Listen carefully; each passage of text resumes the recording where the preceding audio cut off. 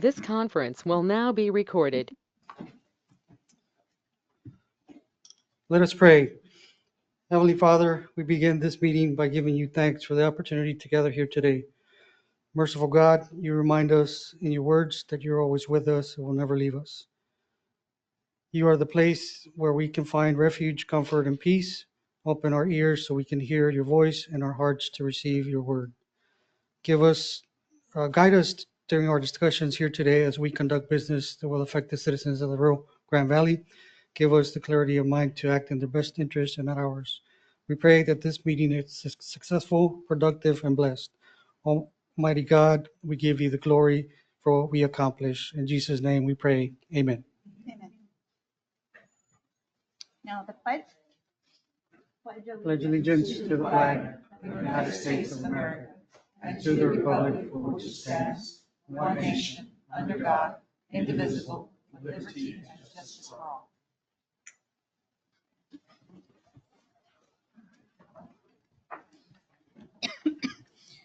Moving right along to item 2, consideration and action to approve the March 26, 2025 meeting minutes.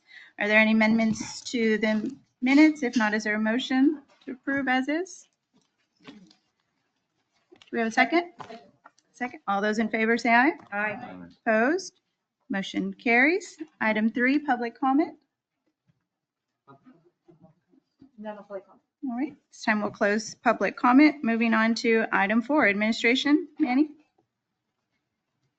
Yes, ma'am. Under administration, we have an action item. First action item would be to consider consideration and action to set date and format for the 2025 nominating committee. For this particular item, it's May is board elections, this board elections. And so at the beginning of the month, we must have the nominating committee. And so the nominating committee includes all general membership and board of directors. So we can have it in person or virtually. And so that will cover a few things. When we meet, we will be covering the members at large. If you recall, there is 10 members at large in total. Out of those 10, five members are appointed by the general membership, and then the other 5 by the board of directors. And then out of those 10, 3 will be presented at the next month's meeting, end of the month, to sit on the board of directors representing the at-large members. And in addition to that, we'll be discussing and recommending the new or the recommended officers of the executive committee for the 2025-26 term. And so that constitutes our agenda for that particular meeting.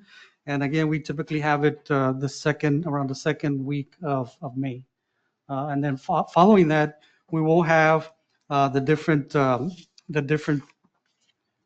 groups, such as the small cities, the medium cities, the special government units, the school districts and public education institutions, and the grassroots organizations will meet again within the first of the month to elect who is going to be representing each of the groups.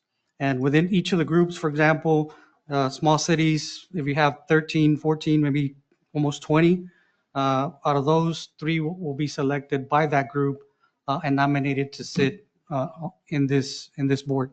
The medium cities have 2 slots. I think there's like 6, 7 of medium cities, and all this is based on population. 2 members are appointed to sit on the board.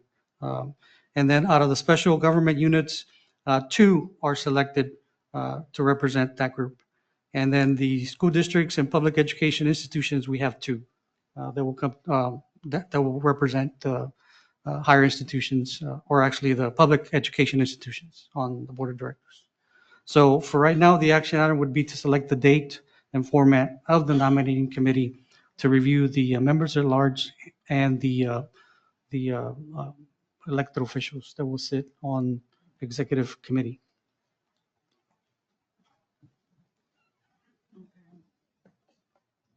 And do you have a proposed date? I do have For your consideration, possibly the Monday, May the 5th in the morning. And again, that could be virtually.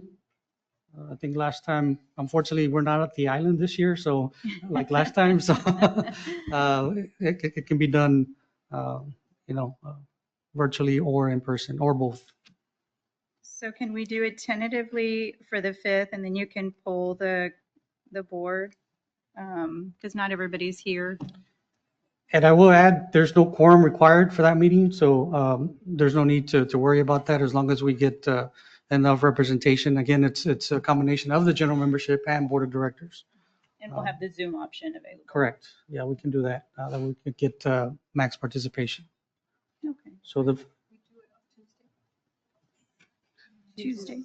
The 6th. on Tuesday, I'll be that week. I'll be attending a important conference in New Mexico. Maybe we can move it a week then. We do have the other option of, if we couldn't do it that week, maybe May the 12th in the morning sometime. But I think that that would probably be the latest that we can do it. Okay. Is that for the nominating committee? Yes. Correct. Do you need a 12th motion for is that? better? or- I need the dates, the date and Yeah, time. but Uh, the date that, yes. you need a motion. And we can have, other than the 6th, because I'm going to be flying out, so I can't log in, but the 7th, 8th, or 9th is an option as well. And I can take it via Zoom if that's more convenient for everybody and those that week. That would So, be the first week. so the 12th, could we propose the 12th if that's okay with everybody's calendar, but instead of the morning, do a late afternoon? There's some ceremonial stuff that happens on that day with some cities. Even if it's via Zoom, or 8:30? On the 12th? Okay. Is everybody okay with the 12th on May the, Mayor? at 8?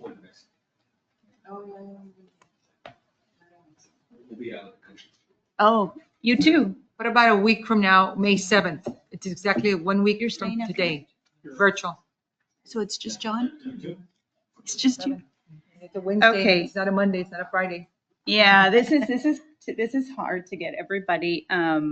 Let's do a tenant, and so May 5th, Mayor, you have the whole day that is booked?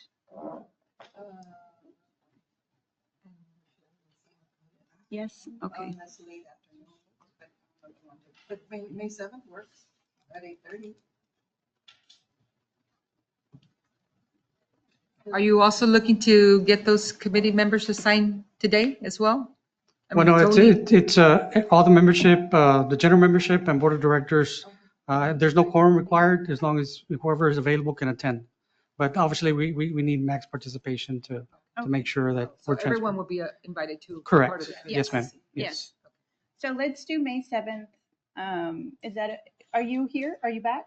I'll be in New Mexico, but I can take it virtually. Don't worry about me, or Mr. Dominguez can lead the group. Okay. We will be here. It's Okay. just like he won't be here in person. I only have one calendar here in front of me, so I might have it, but Zoom makes it easy for me. So May 7th is a Wednesday and in the morning, Mayor? And can we 8:30? do 8:30? Is everybody okay with 8:30? Well, let's just, let's schedule it, and those that can participate, then that'd be great. And John, you'll be here, right? Okay. Yeah, I think it's important that you're in the country. Or you might be able to zoom in out of the country. Okay. May 7th. And we'll send out a meeting invite with the link this week for the end of the week. And again, we'll make the exception for the Zoom participation just to accommodate everybody's schedules. All right, can we get a motion to schedule for the 7th? Motion made. Okay, second, by Sullivan City. All of those in favor say aye. Aye. Opposed? Motion carries. The next item is a presentation and action on to accept the quarterly investment report. Ms. Crystal Balboa, our Finance Director, will present. Good afternoon.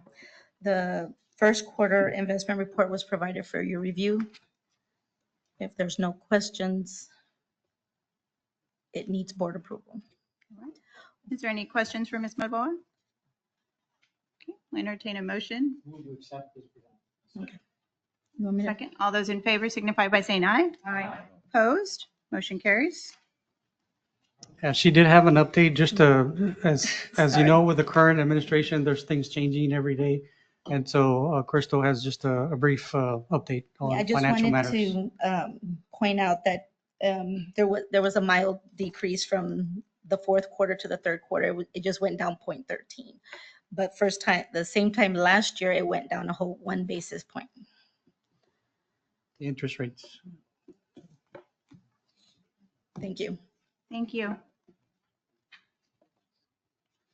The next item, we have a presentation, Economic Development Strategy and Diversification Study presentation.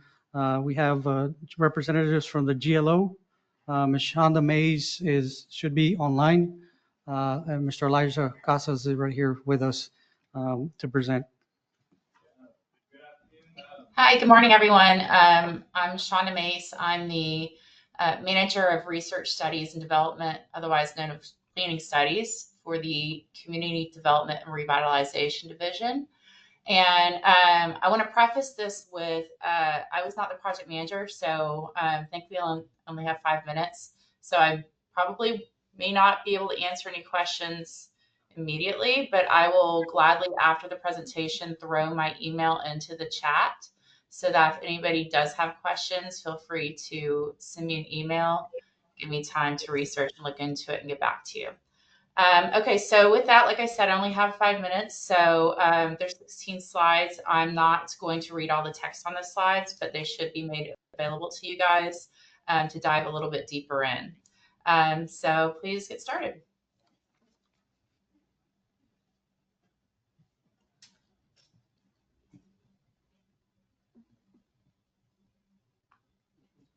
Are y'all hearing me okay? I hope. Yes. Okay. Okay, great. Thank you. So the background, the purpose of the study was consisted of Cameron, Hidalgo, and Willacy counties. We utilized mitigation funding for this, or no, maybe it was 2019 floods. Excuse me. It was a 15-month project conducted in HUD-designated eligible counties that were severely impacted by 2019 floods. There it is right there. Approximately 38.32% of the study lies within a floodplain with 1% chance of annual flooding. So these are some key issues that that the study covered, and I just want to mention that across all the phases that I'll get into next, stakeholder outreach was ongoing for the entire study. So phase 1 consisted of research and inventory development. There were 8 different areas listed here that research was conducted in, and a study area site visit was included, as well as an asset mapping survey. This took place from September 2022 to March 2023 for this first phase. Phase 2 was to create an economic diversification strategy for the region. And during this phase, strategies and goals were drafted and refined with stakeholder input. And also during this phase, key stakeholder interviews were held and virtual strategy review sessions for each goal area were developed. And a stakeholder survey was conducted to gather input. And you can see the dates for this phase was from March 2023 through August of 2023. Phase 3 was the development of an action plan that included draft strategies under the 5 goal areas, both virtual and in-person review sessions with influencers, And the strategies were updated based on input. And after that, the action plan was finalized. And that was, again, from March of 2023 to August of 2023. Okay, so the approach and methodology, I'm not going to get into all of this here. It's a lot of words, but y'all can look at it. But you can see, some stats here that there was 405 stakeholders. There was a total of 61 meetings. There were 42 survey responses, and the study time took a little over 15 months totally. And you can see here broad representation of project audiences, and all the additional types of stakeholders that were included are listed there on the bullet points on the right-hand side. So the vision statement and goals, you can see the vision statement here on the left, that the LRGV will be known as a collaborative region marked by increasing resilience with a sustainable economy that benefits all communities and individuals. And then the 5 different goals that I previously mentioned are listed here on the right. So you have organizational capacity, transportation infrastructure, housing, economic development and diversification, and quality of life and community resilience. So goal number 1 was organizational capacity, and that included strengthening organizational capacity and regional partnerships that enhance resilience to flooding and economic disruptions while expanding market access. And there are a couple of strategies listed here that y'all can read, and those were obviously feeding towards the first goal. Goal number 2, transportation and infrastructure, was to promote the growth of the region through strategic transportation and infrastructure projects that build on the region's unique assets and competitive strengths. And then there's 6 different strategies listed here to fulfill that goal. Goal number 3 was housing, to encourage housing investment to support workforce growth, affordability, and flood risk mitigation, with a total of 5 strategies for this goal.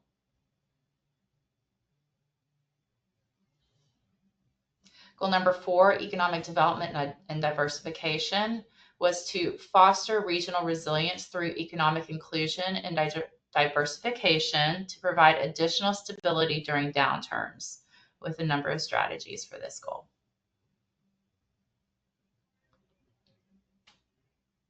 And finally, goal number 5, quality of life and community resilience, encourage quality of life improvements through community enhancements and environmental protection to attract families to visit and reside within the region, with 5 strategies supporting this goal.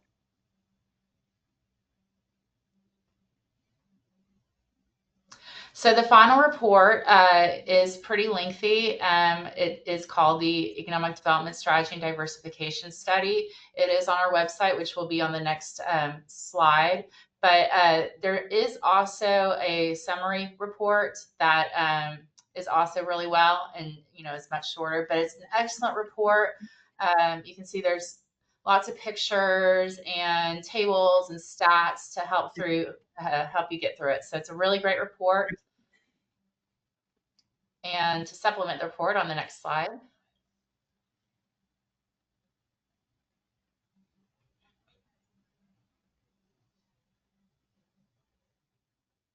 Okay, there's also 5 short videos in English and Spanish that provide a snapshot of the report.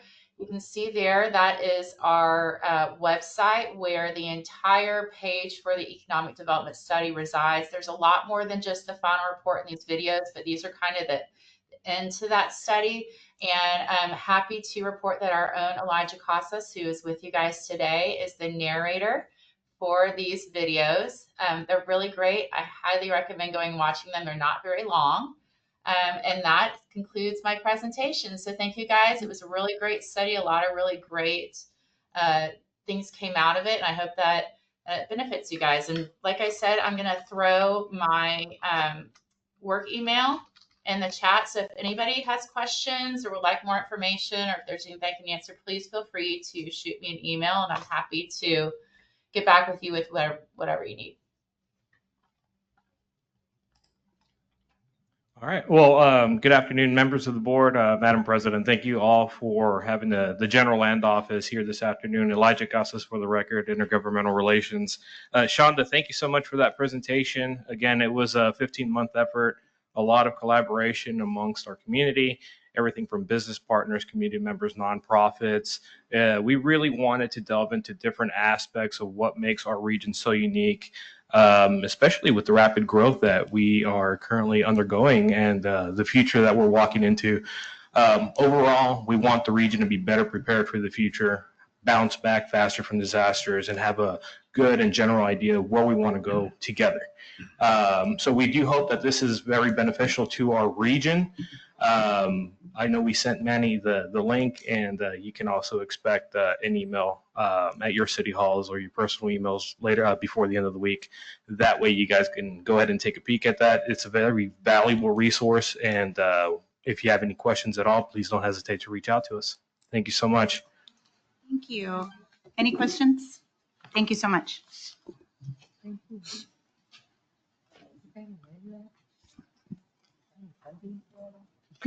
Thank you to GLO for the presentation. I have to admit it's a great tool. Again, just another tool in your toolbox. So to be utilized, and especially when it comes to grant funding, you have the data at your fingertips to access. Moving on to item 4B, Executive Director's Report. Just introduction of new staff. We had 2 members join the team. One under our RGV 911 district, Mr. Juan Chapa as program supervisor, IT, and then under Valley Metro, we had Mr. Alberto Lopez, Valley our vehicle driver 2. Other item that I have to report, obviously the legislature is ongoing. I do want to, thank all of you, our elected officials. I know not just this month, but throughout the year. But I saw it more so this past month, since the legislature started. Your activities, you've been very active on representing the Valley. I've seen a couple of online videos and live streams from some of you all that presented on behalf of the region for different topics. Most recently was our president presented on the disaster that occurred within the region and obviously the city of Harlingen. But I want to thank you for putting us high and representing the Valley.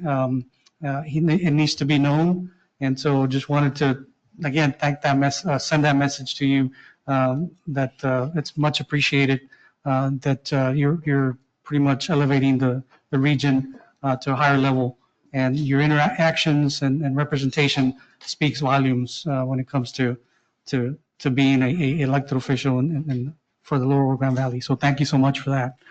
Other updates, I'll leave it up to staff on these other topics, but Ms. Margarita Lopez and Mr. Tom Logan will have some updates when they come up in relation to the current impacts that the current administration is what's happening currently related to not necessarily just services, but funding impacts that are taking place. And so obviously after their presentation, and Mr. Lopez provided a slide of the presentation, copies on your desk. But there are some strategies that we're looking at once we get further in the year, probably around May, maybe June timeframe. If we see that nothing has changed, then between now and then, obviously we'll be working through our national associations as well as our state associations to try to get a grasp of what's going on, and they will be in the forefront leading the efforts in trying to provide whatever information is necessary to the administration so they can reconsider some of the funding decisions that are being made or lack of with some departments or programs that are obviously very useful to the regions, not necessarily just the Lower Rio Grande Valley Development Council, but the state of Texas and nationwide. And so for those of you that might not know, regional planning commissions exist throughout the whole entire United States. So if one program is removed or impacted, it's going to affect the entire nation. more so our population here in the Rio Grande Valley. And so with that, we can move on to the programs and actually wait for Ms. Lopez and Mr. Logan to provide that much needed update on the current situation. But before they do, the next item would be department reports. Item A, Community and Economic Development, Ms. Melissa Gonzalez. Good afternoon, everyone. I have no agenda items today, just a couple of announcements. First and foremost, I want to thank everybody for participating in our Road to Recycling event that was held last week. It's still going on. We still have tires being collected, and so I don't have numbers for you, which I'm excited about not being able to have numbers because it means we're going to get greater numbers. So I want to thank everybody. We did have 30 entities participate with our Road to Recycling this year. And hopefully by our next meeting, I will have all the data that was collected, how many tires were collected and how many were appropriately recycled and did not make our landfill. That's our total goal for this year. The other announcement I have is we do have a Region M meeting scheduled for May 7th at 9:30 in the morning. It will be hybrid. And then we also have our public hearing scheduled for Region M. It's going to be scheduled May 22nd at 2 p.m. here at the King Jones, but is also going to have a hybrid capacity. So if you can't make it, please log in for the Region M public hearing. And this is for the new updates for the Region M plan. And then the final thing I just want to announce is that my coworker and I, Mr. Dominguez, went to present our Teen Cities Coalition Apprenticeship at the Schwana Conference last week, which is the Solid Waste Association for North America. We presented our apprenticeship with the 4 current Clean City Coalitions of Texas. And I was very, very proud to be part that our cohorts out of Texas took us under their wing and allowed us to help to present our project with them. The only thing I'm going to tell you is that with all the changes coming, we may not be able to fulfill our full designation, but at this moment, DOE is telling us just keep moving forward. So that's what we're doing. So I just wanted to share that with you. I will have some pictures in our presentation next month, but it was a really, really nice opportunity to meet with all of the Clean Cities Coalitions from Texas and all the amazing work that they're doing to keep our atmosphere clean. So thank you. Does anybody have any questions on the report that we submitted? No? All right. Thank you so much. Great work, Ms. Gonzalez. Thank you. Next up is item B, Health and Human Services, Ms. Lopez. Well, good afternoon, everyone. Thank you for the opportunity to speak with you today. I do have 2 action items for your consideration, followed by a critical funding and program update that may be impacting our operations as we move forward. We'll begin with our action items. Action number 1, the Citizen Advisory Council is requesting consideration and action to approve the contractor solicitation timeline for the fiscal year from October 1st, 2025 through September 30th of 2026. These services will be funded under Title III of the Older American Act as amended and state general revenue funds. And the timeline is on the monitor.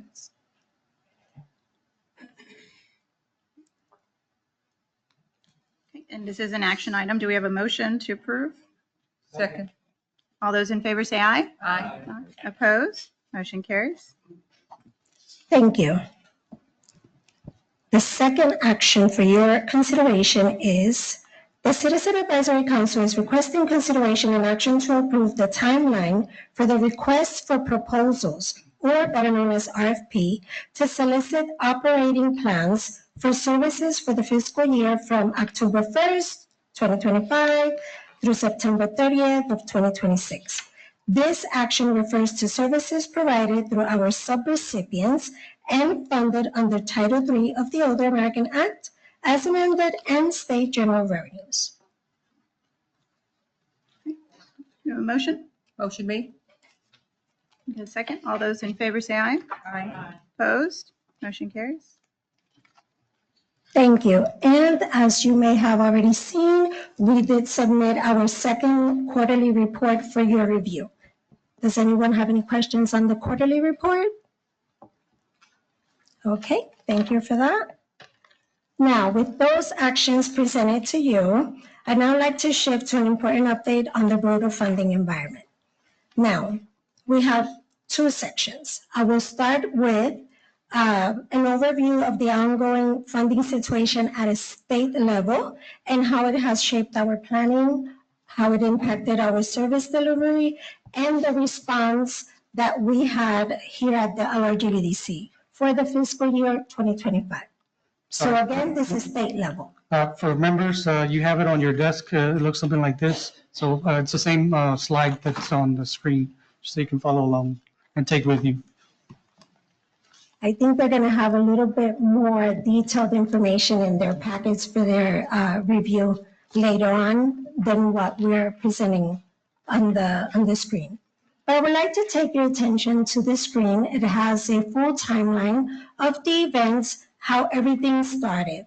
So at a state level, the Office of AAA informed us that unfortunately they were not able to match the entire budget for 2025. They will not be able to fund the match for 24 and 23 for carryover money. So with all that said, they instructed us to just plan for 80% of the 100% budget that we had gotten approved. So in September, when we went to TARC, that's when they went ahead and during our meetings, they related that they would not be able to give us 100%. However, back later after September, I want to say October, November, they came back and they said, yes, they would be able to provide the remaining 20% for 2025. Well, with all that said, we went ahead and we proceeded with cautious, right?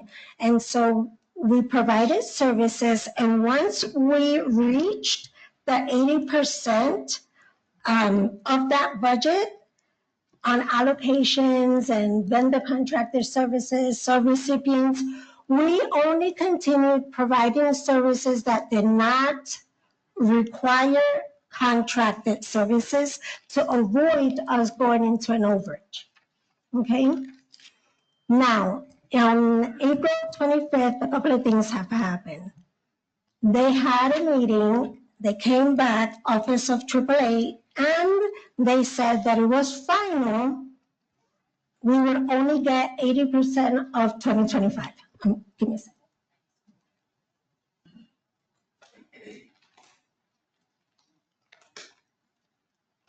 Okay, so like I mentioned before, when we got the initial notification that we will only get 80% for 2025, we immediately reviewed our budget, we adjusted our numbers, and we only allowed 80% of our fundings to be allocated and to be spent. Within that 80%, when we revised, we also made sure that we would be able to cover the salaries to end the contract year for 2025. Because if they came back and provided any additional carryover funds, or even came back and said, hey, we have the match, we're going to give you the other 20%, we wanted to make sure that we had the employees to carry out and use those dollars. So now the last and final directive that we received was that it is 80%. However, should the state receive the notice of award for that 20%, they will come back and assign those to us. But as for today, we're only to be using 80% of 2025. However, they did come back and say that we will be receiving carryover fundings for 2024. That would not be the 100% of whatever we had to carry over. That would only be at a 75%. With all that said, I am happy to say, very proud of the way we proceeded with cautious and how we plan things, because we do have the manpower to utilize that 75% of 2024 carryover funds, because that's going to only be used for services. Those funds are not to be used for admin or anything else. Now, the thing about those funds that carry over of 2024 is that we're not getting those for every single service that we provide. We're only going to get some carryover money. So there will be services that we may reinstate, and there will be services that we will not be able to provide. It's all subjected to which funds we are able to obtain from that 2024 budget. However, we do anticipate that we can, and it's solid that we can sustain the salaries until the end of the fiscal year, which will be September 30th of 2025, and we'll continue to move responsibly and being careful on how we use these funds, because we don't want to end up in a situation that you may have heard other AAAs have had to already place their staff on part-time and even let go of some of their staff. So until September 30th of 2025, we're solid with salaries, and we will continue providing services accordingly. Questions? Margarita, Yes, ma'am. the amount that you may get back from the state, will you know that before the end of September 2025 rolls around? So for 2025, it's only 80. That 20%, we should be able to get notification on that later. Prior to the end? Prior to the end, yes. We're not planning on receiving that money. However, what we do have is several, because we continue to establish a wait list, right? We continue to provide intakes. We continue to place people on wait lists. We continue to make referrals. What we're not doing is, for example, residential repairs or modifications, because that involves contracting people. We don't know if we're going to get that money. But what we do have in place is several special initiative projects. Should we get these funds, we can execute these projects and utilize those funds. So if those 20%, those are allocated instead to the state, and then they can decide to give them back to you, what do you need from this board in terms of advocacy through our delegation to ensure that that happens? So at this point, it's just remaining informed.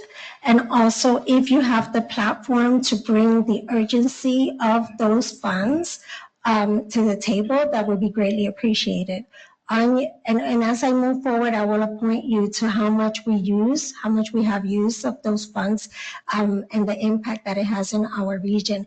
Because unfortunately, unless they receive these monies, we won't be able to do anything about that.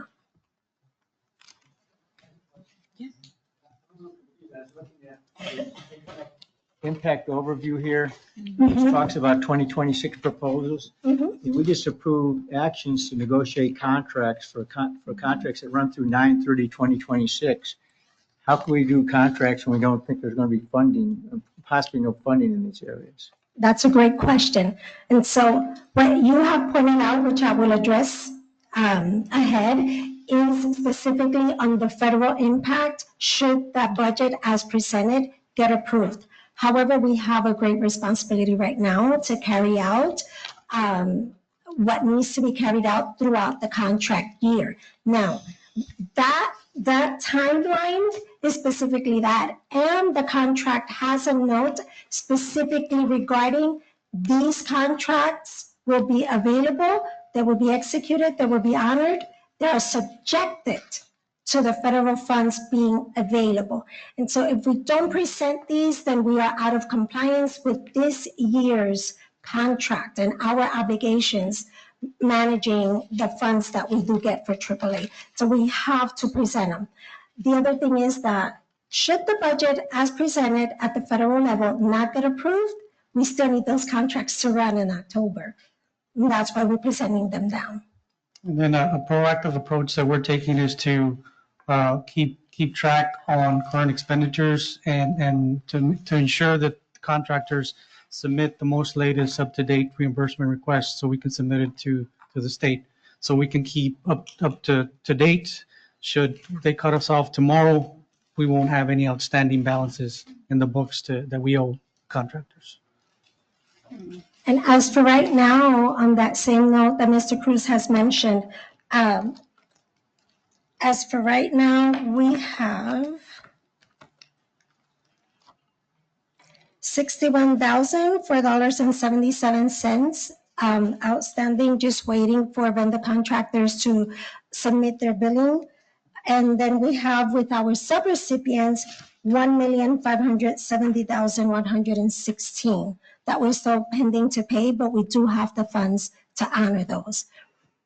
As Mr. Cruz mentioned, what we did was we placed a pause on services so that we would avoid overspending and being on the negative. Any questions on that? Now that's at the state level. Okay?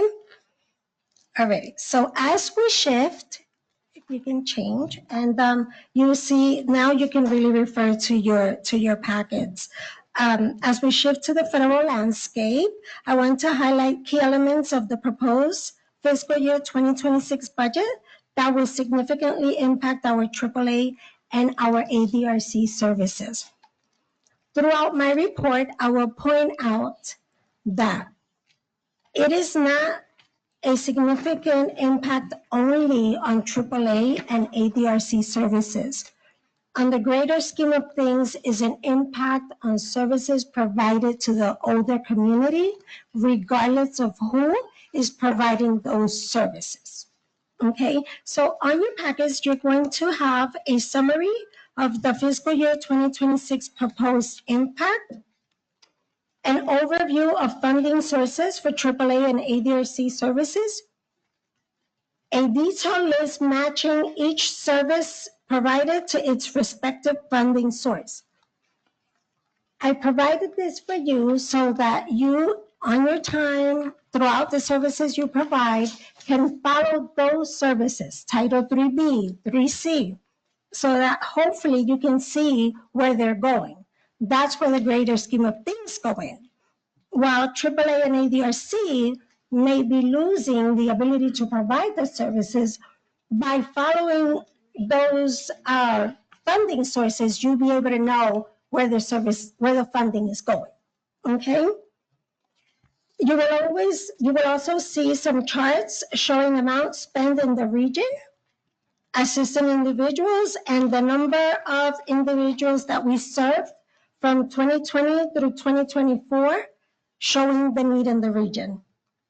And also an impact overview outlining which programs may be eliminated or reassigned to other agencies. The key points are the major realignment is proposed under CMS, AACF, and ASPE. What that means is that if AAA and ADRC are not managing these services, those would be the entities to do so.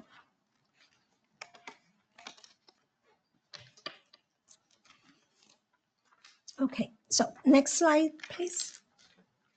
Just real quick, Margarita, Yes. we noticed that what you're presenting is not in here. No. So just make sure you update the board members so they can, because they're.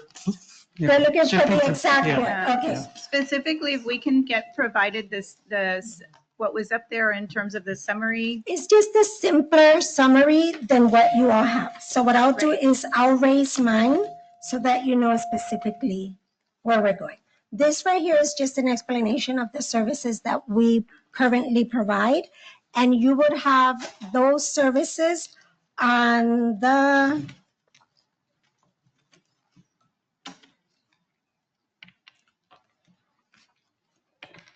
handout that says departments and matching funding sources. This one right here. That shows those services and it matches them to which funding source. And then prior to this page, what you have is the funding sources for each of those by specific official title. Title 3B, Title 3E, Title 3C1. That's what you would have in your packets, which are these right here, right? Okay. So you have that. already. So what you have on the monitors, and you also have it on your packets, is the total amount spent and the total consumers served. So in 2020, you can see we spent $6,234,000. During that time, there was additional funding. We had the coronavirus aid, the relief and economic security. So we had the CARES Act. 2021, we spent $8 million, over $8 million. 2022, again, over $8 million. 2023, there was a drop there. You see $7 million, but of course, we had already lost most of the additional supplemental fundings due to the virus. However, 2024, we picked it up again. We spent almost $9 million. And for 2025 and counting, we have already spent over $4 million. And of course, on the total consumers, you see that the numbers are consistent as well. Now, definitely a need for the region. This is important because you already have the list of the fundings. We already know that most of these fundings are not going to be under AAA nor ADRC. It's important that we follow the funding. It's important that we know which entities are getting those funds so that we know where to redirect our aging community. Another important aspect of the entities that if the budget as it is gets approved, they don't specifically or necessarily know exactly how to use these funds, who to help with these funds, and people don't know where to go for these funds. And so we remain confident that we'll be able to help and assist whoever gets those funds, right? Because they may not know where is the population, how many are they, how do we reach them, what kind of outreach activities we have in place. And so we're here, no matter what happens, to assist whoever gets those funds, because at the end of the day, the important thing is that the older population receives the services that they need. Now, you also have an impact overview, this one right here. This one is a little brutal. You want to go to the next one? Okay. This one speaks specifically about our AAA. Now, if the budget gets approved as it is, now remember, it may be declined, it may be approved as it is, it may be dismantled in a whole different, direction. However, this one speaks about us. So our case management team is at risk because the Title IIIB supportive services and caregiver support services, that's being realigned. So AAA would not get those funds. However, that's because ACL is being dismantled. But if CMS gets those, or ASPE or whoever may get those funds, they're the ones in charge of making sure that these services continue. So right now, we're just going to say that those are at risk because regardless of us providing the service, the funds will be there and someone will have them. That's for everything we do under case management. Our benefit counseling team, that will be eliminated. So HICAP, Health Insurance Counseling, as well as the MIPA, Medicare Improvements for Patients and Providers Act, those counseling services are targeted to be eliminated. So the benefit counseling team will no longer be here. For the CTI team, those are the ones that are at the hospitals, helping our individuals with things they need, prescription medication, transportation, home modifications to avoid that they're rehospitalized within 30 days. Those are paid under Title IIID. Those services will be eliminated as well. The BRI team, those are supportive services for our caregivers. Those are at risk. The IRNA team, they provide information and referral assistance. Those are at risk. Again, at risk means funds are being moved to someone else and they're at risk because they depend on how those funds will be managed. The ombudsman team, those are under Title VII, and those will be eliminated as well. And those are the team that we currently have here assisting in the living facilities, managing those situations and reports or of abuse or neglect. So that entire team will be eliminated. For the nutrition program team, those are Title IIIC for congregate meals at C1, C2 for home delivered meals, the nutrition services incentive, that NSIP, those will all continue. However, they will not continue under a AAA nor ADRC. Those are also being realigned, possibly under Head Start or one of those. But they continue, which is a good thing, right? That's why we have to follow those services, follow those funds. Now, when it comes to the senior centers, those are also at risk. Those are paid with Title IIIB. They're at risk because we don't know how the new managers will act upon those. And then as far as ADRC, all of the services under ADRC are targeted to be eliminated. That includes our housing navigator, promoting independence, our local contact agency services, MIPA for individuals with disability below 60, and the respite services under ADRC will also be eliminated. So if the budget gets approved as it is, our AAA and our ADRC services will be terminated. We do foresee carrying out our contracts until the end of the fiscal year 2025, and we'll be waiting to see what happens with this budget. We will keep you updated, and we will continue to work together to proceed cautiously to make sure we have a clean closure. And if we do get the services again, we'll continue to run with them. I have a question. So, Yes. Margarita, I know that what you can do is really limited because it'll be up to Congress and what they're going to approve. But have you shared this document with congressional members? Because I think this is very telling about what's going to get cut, right? And so I think it's important for them to know that if you don't fund the budget and under these particular titles, these are the people in your district that are going to suffer. So has that been conveyed? Okay, so I prepared this specifically for you in this format. However, we have been working closely with US Aging. We have been sending them the data, different format, but same data. We have participated in all surveys, all questionnaires, because they are representing us at that level. And we're also working with the Silver Hair Legislature and giving them all of this data. However, I'll make sure to share it in this format. Yes. Yes, we have, I've had brief discussions with their chief of staff.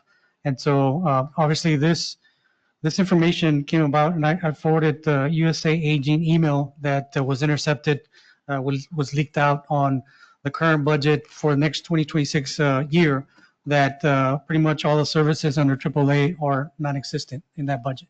And so as you all know, that's subject to change. The more people get wind of what's going on, maybe they can, change the minds of the powers that be. But we are, it was asked earlier, what can you all do for us so that we can continue or at least get funded? That's going to be coming up currently, like Margarita said. We're working with our national associations such as USA Aging, our state association TARC, so that they can communicate directly, and also the NATO, National Association of Development Organizations. They are headquartered in Washington, and so they're the eyes and ears for us to see what's going on. And so they'll be the ones initially right now who are spearheading all these efforts to identify, make them aware that all these services might be eliminated, and so they need to put them back on. Here in the next few months, we'll be contacting our local representatives and you all to provide you with further guidance and samples of either resolution or letters of support that you all can initiate as overall the Council of Governments, so that we can submit that to our representatives as well. So then, and obviously with this information, that obviously, as you know, you can see it's a huge impact. Might be a huge impact if we don't get the fundings under AAA. One thing I think what might be beneficial is using this platform, since we have such a large membership, if there can be a letter of support that all of the cities can sign off on, so that way I'm a big proponent of stronger, we're together instead of individually putting on each individual here, all stakeholders from municipal governments to the higher ed. I think it's important because our demographic is hit really hard. And how better to share that than a letter of support from the entire membership, so that way our voice is heard, and we can share that within our own delegations and then also through the COG.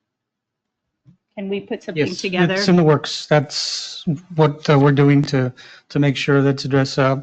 Perhaps in the next board meeting, we'll have the draft so it can formally be approved, passed by this board, and get those signatures, be ready for anything. What I find really powerful sometimes too is actual real stories of individuals and families, because I think in Congress, they look at this and they say, okay, this is eliminated, and we're doing all these cuts and we're saving money. But when we talk about how it impacts families within our communities and the people that you serve, I think having just a few, I think would be helpful. Definitely. Yeah, and also just the numbers that are impacted, right? Because these are programs that are impacted, but they're going to flow down to individuals. So if you say, 12,000 people will be impacted by the loss of this particular program, or 20, I bet altogether it's a huge number when you're looking at all the different programs that are being eliminated.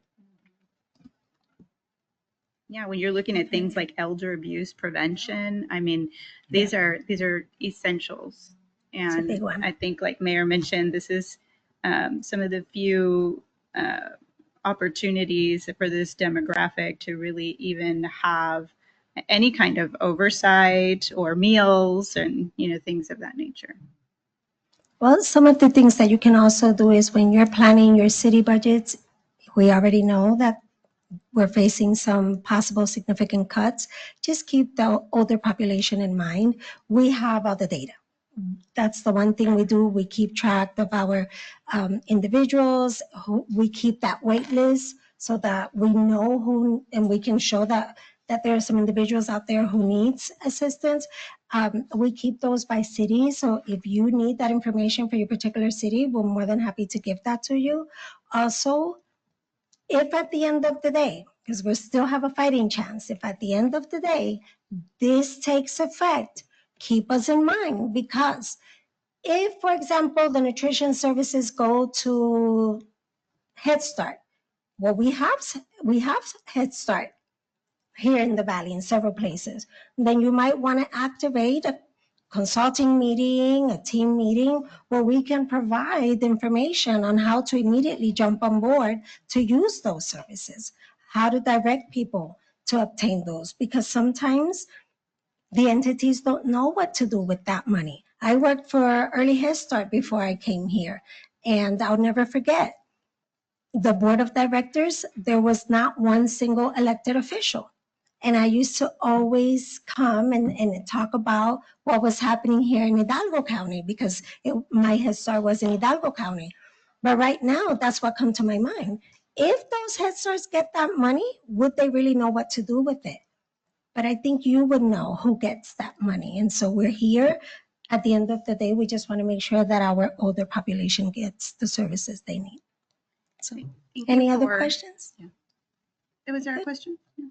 I think all of the mayors are going to start working on their budgets really soon here. So if there is an ask or there is a way for the city not to fill the gap, but to at least assist, I think it's important to already share that information and how it would impact and like Veronica mentioned, the numbers in our communities individually. So that way we have that in the process, because, even though it's still a few months down the road, we get started like now. So the sooner that we can get that information, the better. This is very eye-opening, and I think people outside of this room need to see this. We all care, but there's only so much that we can do individually within our municipalities. But if we can make sure that's a priority for the letter course. of support for the membership. Okay. Are the people receiving those services, have they been notified that these services might be in jeopardy? Yes, because when we are processing the intakes, we're letting them know, number one, at the state level, why services were paused. And number two, that we are at risk and we don't know when we would be able to do so, reinstate them, and if we would even be able to do so. But it is creating a lot of chaos and a lot of concerns, and it is definitely a big one. But we are being transparent. We have also been transparent on that same note with our employees. We had a meeting on Friday. We clarified concerns and we advised on what was the game plan, right? Because regardless of what, we will complete the contract through September 30th. We want a clean process. We want to leave the door open for other funding. And so we did relate, we did clarify questions. It's a 50-50 chance, but we're fighting, right? We can't tell them what to do, to stay or to leave, but we're here to support them in whatever they decide to do. So we have been transparent with everyone. We have shared the game plan and we'll continue to be strong and working as cautious as we can, but we are being transparent with everyone. Yes. Thank you. Thank you, Margarita. We Thank you. appreciate, I know this went a little bit longer, but it's important, but we do need to start moving down we got a lot of action items. We appreciate you. Please keep Thank you. us informed along the way because this is important and we're here to support you. And we'll generate the reports and make them, get them on the way to you. Thank you. Thank you. The next item is under Public Safety, Criminal Justice, and Homeland Security. And please note that if you choose to, it's okay to take all these action items at once. It's a continuing, application process every year. And so unless you have any specific questions on anything, on any of the attachments or score or ranking sheets, then we'll be happy to answer that. Thank you, sir. You stole my thunder. Yes, thank you, sir, Madam President and Board of Directors. Cesar for Criminal Justice, Homeland Security. If it is approved with the board, I can get through all 5 and then one mass approval. Item 1, consider an action to approve Criminal Justice Advisory Committee CJAG recommendation for the FY 25-26 Edward Byron Memorial Justice Assistance Program, also known as JAG, program rankings and resolution. Item 2, consideration and action to approve the CJAG recommendation for that is a typo on that one, but it will be the 25-26 Juvenile Justice Program, also known as the SF Program Rankings and Resolution. Item 3, consideration and action to approve the CJAG recommendations for the 25-26 Truancy Prevention Grant Program Rankings and Resolution. Item 4, consideration and action to approve the 25-26 Victim Crime Act Formula Grant, also known as VA, Program Rankings and Resolution. And item 5, consideration and action to approve the CJAG recommendation for the 25-26 Violence Against Women Formula Grant, also known as WF, Program Rankings and Resolution. All right. Do we have a motion to approve items 1 through 5? Yes. And a second? Second. All those in favor say aye. Aye. Opposed? Motion carries. Thank you all. Along with my report, I do want to just highlight 2 things that we have going on my side of the department. We do have a Narcan training May 23rd from 9:30 here at the Ken Jones Executive Board Building. This is in collaboration with Behavioral Health Solutions South Texas, and that is at 9:30. There's a QR code to scan, and participants are encouraged to attend. There is an in-person and virtual option for that, so they will be there. And additionally, the last but not least, for the first time in the history of the RGV, we will be hosting a advanced active shooter incident management training, also known as ASIM. This is the first time in the history of the Lower Rio Grande Valley that we'll be having this type of training. And my, I guess, ask to the board is to talk to your emergency managers, your law enforcement, your fire, your school districts to attend. The closest COG that has had this was San Antonio in 2024. So this would be a very good one to attend. The criteria is there. 60 participants is the minimum, but the more the merrier. So for the first time in the RGV, it'll be here at the NAP Conference Center. And I encourage all to attend and to really make this event awesome. August 12th to the 14th. It is a 3-day event. It's free of charge to all those that attend. So this is 100% worth it. And I'm sure Mr. Solis, when he comes in, he can, from the law enforcement side, speak to it. But yes, August 12th to 14th, 2025, 8 a.m., 5 p.m. at the NAP Medical Conference Center here in Wesco, Texas. Any of your questions? Thank you so much. Thank you. Next item is Police Academy Program. Mr. Javier Solis, Assistant Director. Good afternoon to all. I'm going to go quickly. I have 2 action items. My first one, our electronic tasers have met their shelf life. We're in need of purchasing new tasers for less lethal electronic control device training for our cadets. So we ask for your consideration and action to approve the utilization of LRGV Academy GPI funds in the amount of $23,139.27 for the purchase of new electronic tasers.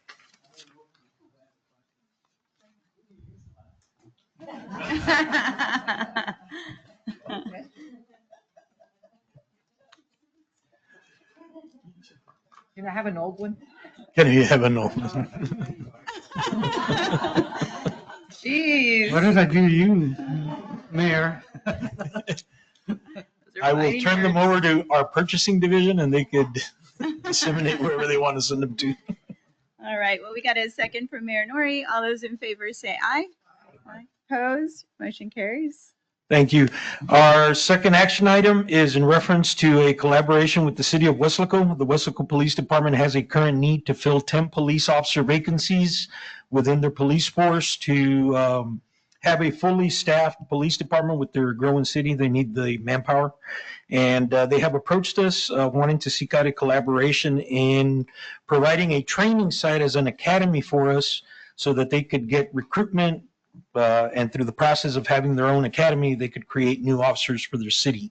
So we are asking for your consideration and action to approve an interlocal agreement between the Lower Rio Grande Valley Development Council and the city of Weslaco, Texas for the implementation of a police academy site to be hosted by and through the Weslaco Police Department, and for the authority to have Mr. Manuel Cruz, LRGVDC Executive Director, sign and finalize the agreement. Is there a motion? Correct, sir. It would be a partnership with the police department. Second. All those in favor say aye. Aye. Opposed? Motion carries.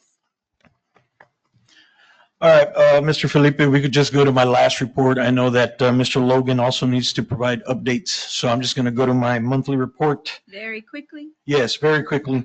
Total in-service courses taught for the month, 51. Total officers trained, 537. Total hours instructed, 274, for a total of 3,800 contact hours for the month. Any questions? Thank you so much. Have a blessed afternoon. Thank you. The next item, we're going to go ahead and skip RGV 911. RGV 911 is solid, so there's no issues there. But Tom has a shoot. Transportation, Valley Metro, Mr. Tom Logan. Yes, real quick, we do have 3 action items. First action item, consideration and action to approve revised LRGVDC Regional Transit Service Department drug and alcohol free workplace policy in compliance with FDA's drug and alcohol auditing program. The standard revisions to our policy, they were recommended by our Federal Transit Administration review. Let's go ahead and take them all up if you want. Okay. So we can do that. Consideration and action to approve contract services for the LRGVDC Valley Metro Edinburgh Transit Terminal Office Building, first floor finish out, phase 3. Consideration and action to approve contractual services for the replacement of HVAC system for the new LRGVDC Valley Metro Terminal in Harlingen, Texas. have any questions for Tom? No? Okay, can we get a motion to approve items 1 through 3? Second. All those in favor say aye. Aye. Opposed? Motion carries. A quick brief on late last week, we got an email from our Region 6 FDA telling us the following. Attaches a letter from U.S. DOT Secretary Sean Duffy providing clarification of legal requirements and provide a reminder of recipients' responsibilities and the consequences of not compliance with federal law in terms of grant agreements. Please review the attached letter and take necessary steps to comply with federal law and satisfy your legal obligations. So that letter is a 4-page letter sent directly from DOT to all transit agencies. Simplified interpretation of the letter and how our transit system protocols can meet the legal requirements, ensuring clarification for transit employees. So key legal points from the letter: compliance with federal law. All recipients of DOT funding must fully adhere to federal law, including non-discrimination law and immigration enforcement law. Equal protection and non-discrimination. U.S. Constitution and various federal law prohibit discrimination based on race, color, national origin, sex, religion in programs funded by DOT. Employment and contracting practices, hiring, promotions, and financial allocation must be merit-based, avoiding prohibited classifications such as race or sex-based preferences. Immigration law enforcement. Recipients must cooperate with U.S. Immigration and Customs or Enforcement, ICE, and other federal agencies in enforcing immigration law. Failure to cooperate or enforce to shield undocumented individuals may result in legal penalties. Accountability and consequences. Non-compliance with federal law may lead to audits, loss of funding, and potential legal consequences.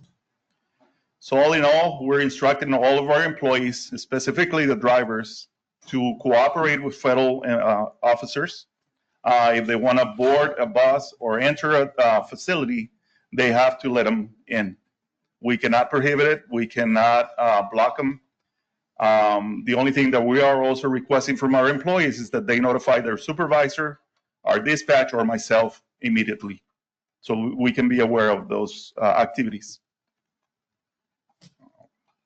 You could just share the letter, please. Will do, yes. And I know Manny and I have been talking about how it's going to impact ridership potentially. Correct. And maybe we can just talk a little bit more on that and then have a more of a discussion for the whole board once we have some ideas, obviously with Tom also. Yes, obviously no funding impact, but yeah, it's basically a strong reminder that we are to adhere to the current administration policies, basically. So we're going to move forward with that, and obviously send out the letter to everybody just so they can have it on hand. Right now, no, but there's a lot of questions coming in, specifically from employees. They're very concerned about how to interact. Where do they stop? And how if they're directed to move to a different location outside their route alignment or their destination, how do they proceed? We're telling them to contact us. Don't, yes. But that might come. We don't know yet. But we're following the national industry and transit. And so far, there is indication that the ridership is decreasing because there's a lot of concerns of what could happen if they're out and about by utilizing transit. Lots of fun stuff today, huh? All right. Thank you. Thank you. Appreciate it.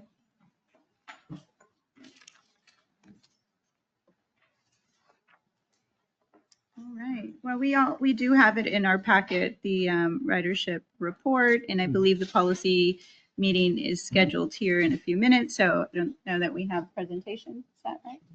Yeah, well, the RGV appeals is next to me. It's right next, so Yes. we don't have it on our agenda here. No. So is there any new or unfinished business? Just a quick reminder again, for the nominating committee, May 7th at 8:30.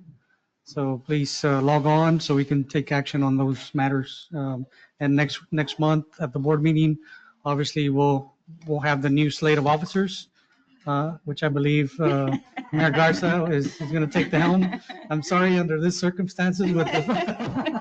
I'm like, this is wonderful.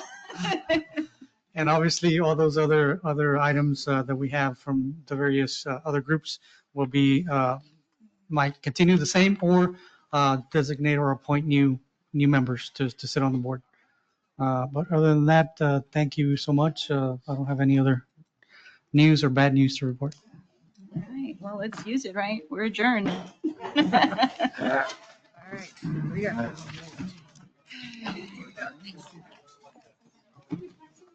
I know, you know.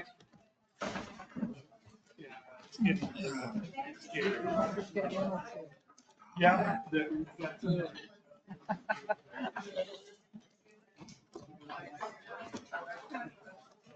Nice to meet you.